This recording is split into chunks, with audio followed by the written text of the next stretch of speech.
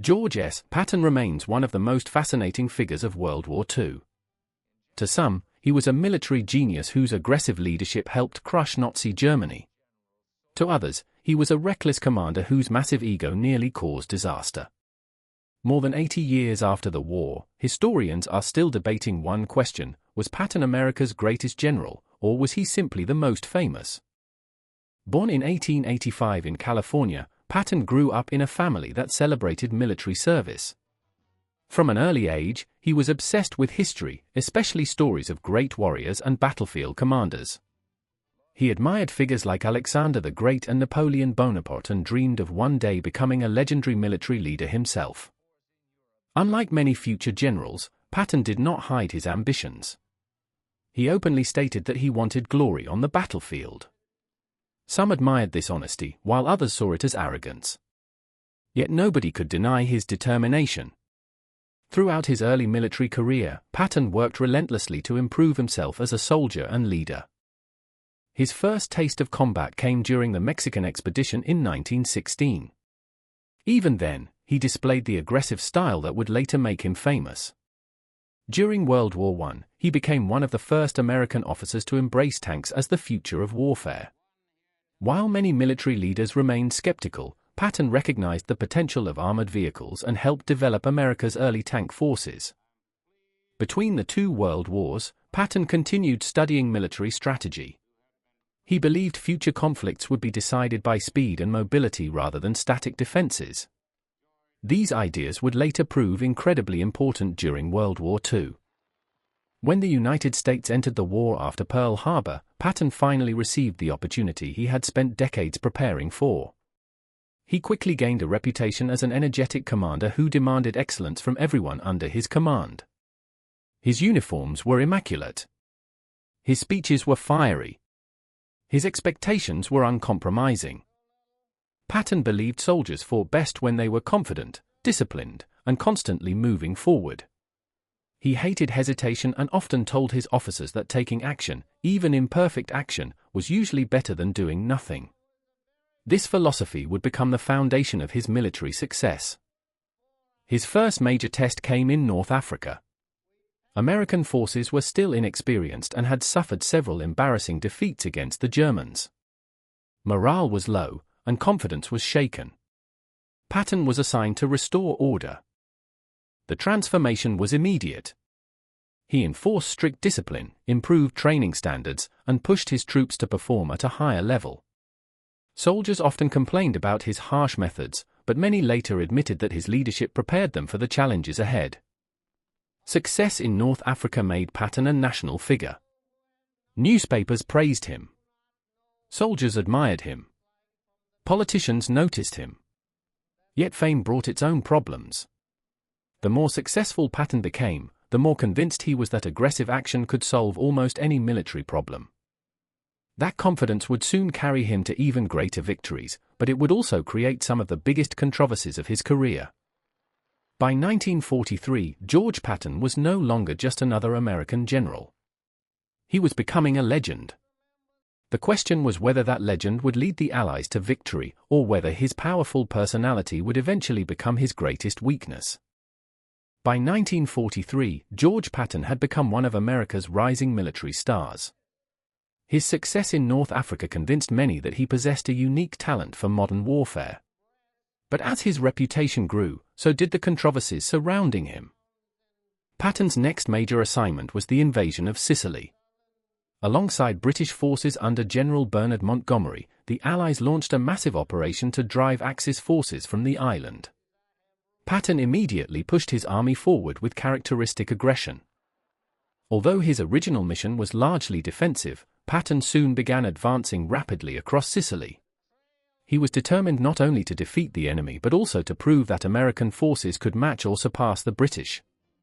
What followed was a race across the island, with Patton and Montgomery competing to capture key objectives before the other.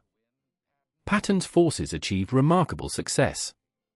They captured Palermo and advanced toward Messina, one of the most important cities in Sicily. His troops covered enormous distances in a short period of time, demonstrating the speed and flexibility that would later define Allied operations in Europe. Many Americans celebrated these victories. Newspapers portrayed Patton as a fearless warrior leading the charge against Hitler's forces. His image as a bold battlefield commander continued to grow. Then everything changed. In August 1943, Patton visited a military hospital in Sicily. There he encountered a soldier suffering from what is now recognized as severe combat stress.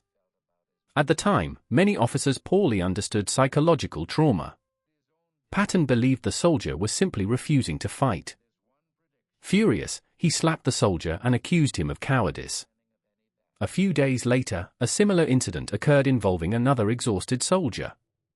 When reports of these events reached Allied leadership, outrage followed. General Dwight Eisenhower, Patton's superior, was deeply disappointed. He ordered Patton to apologize and seriously considered removing him from command. News of the incidents eventually reached the American public, creating a political storm. For many people, the event revealed a darker side of Patton's personality. Critics argued that he lacked compassion and treated his men unfairly. Some demanded that he be permanently removed from command. Others defended him. Supporters claimed that Patton's behavior reflected the brutal mindset required to win a world war. They argued that although his actions were wrong, they should not overshadow his military achievements. The controversy damaged Patton's reputation more than any battlefield defeat ever could.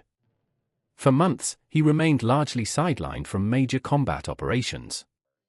Many believed his military career might be over.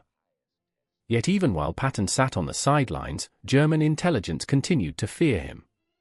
Nazi commanders considered him the Allies' most dangerous field commander. Ironically, this fear would soon make him one of the most important figures in one of the greatest deception operations in military history. Patton's public image had suffered, but his value to the Allied war effort remained enormous. Soon, he would be given another chance to prove himself.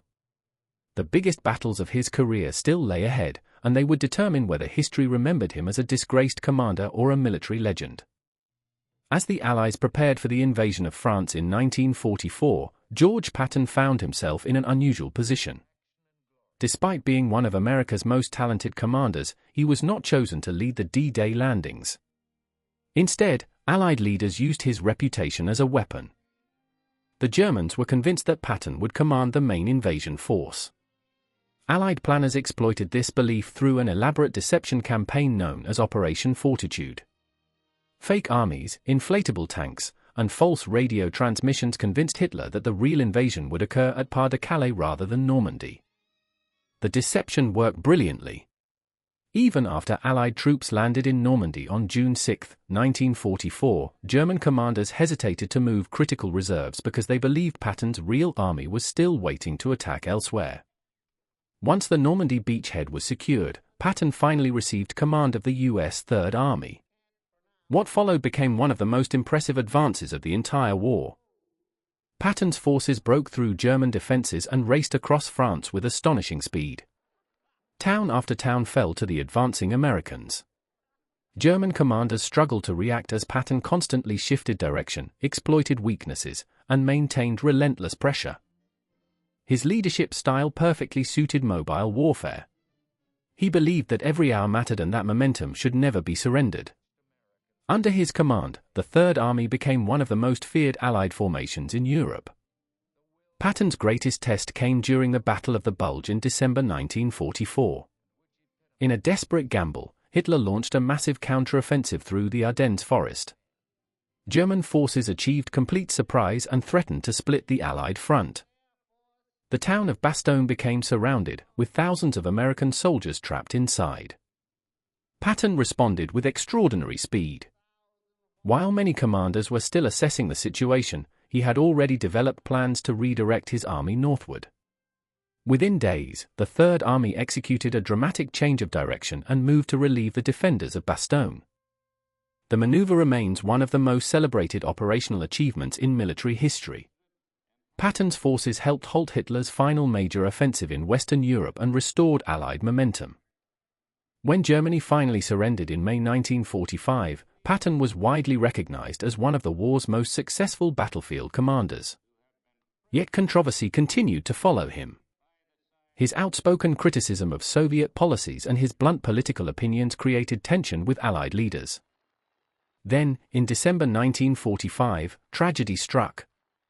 Patton was seriously injured in a car accident in Germany and died shortly afterward at the age of 60.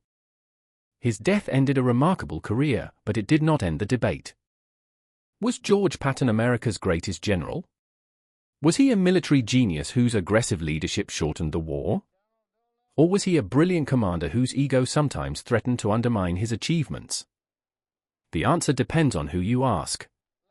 But one thing is certain, few military leaders have inspired as much admiration, criticism, and fascination as George S. Patton. More than 80 years later, his name remains synonymous with boldness, controversy, and the relentless pursuit of victory.